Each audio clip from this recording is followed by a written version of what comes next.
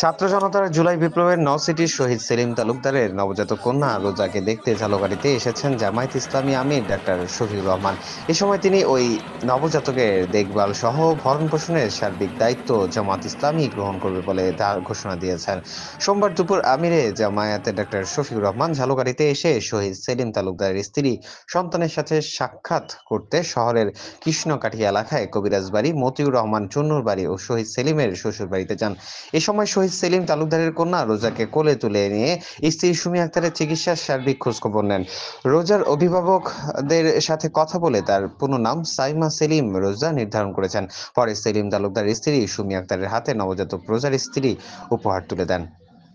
এর আগে সোমবার 17 মার্চ বেলা 11টায় বাংলাদেশ জামাত ইসলামী আমির ডক্টর শফিকুর রহমান হেলিকপ্টারে আগে ঝালকাঠিতে পৌঁছেছেন। তিনি ঝালকাঠি পৌর স্টেডিয়ামে হেলিকপ্টার থেকে নেমে ঝালকাঠি প্রেস ক্লাবের মোড়ে জেলা জামায়াত ইসলামী আয়োজিত এক পথ সভায় যোগ দেন।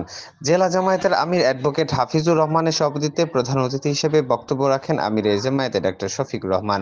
বিশেষ অতিথি হিসেবে বক্তব্য রাখেছেন কেন্দ্রীয় কর্ম পরিষদ সদস্য ডক্টর শফিকুল ইসলাম মাসুদ, সহকারী secretary general Moazzem Hossain Helal, media ব্যক্তিত্ব ফাইজুল হক, জেলা নায়েব আমির এবিএম আমিনুল ইসলাম বাকসুর, সাবেক এজিএস শেখ নিয়ামুল করিম, শহীদ সেলিম তালুকদার পিতা সুলতান হোসেন তালুকদার প্রমুখ। উল্লেখ্য, সেলিম তালুকদার 28 বিজিএমআই ইউনিভার্সিটি থেকে স্নাতক শেষ করে একটি পোশাক কারখানায় চাকরি করতেন।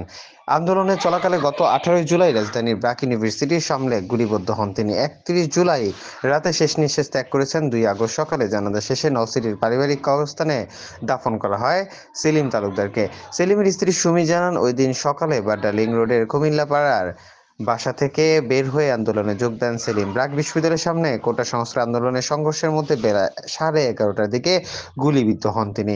গত 8 মার্চ সন্ধ্যা 7টার দিকে শহরের একটি বেসরকারি ক্লিনিকে তালুকদার স্ত্রী সুমি আক্তার এক কন্যা সন্তান জন্ম দেন। ডেস্ক রিপোর্ট, দৈনিক নতুন বাংলার খবর।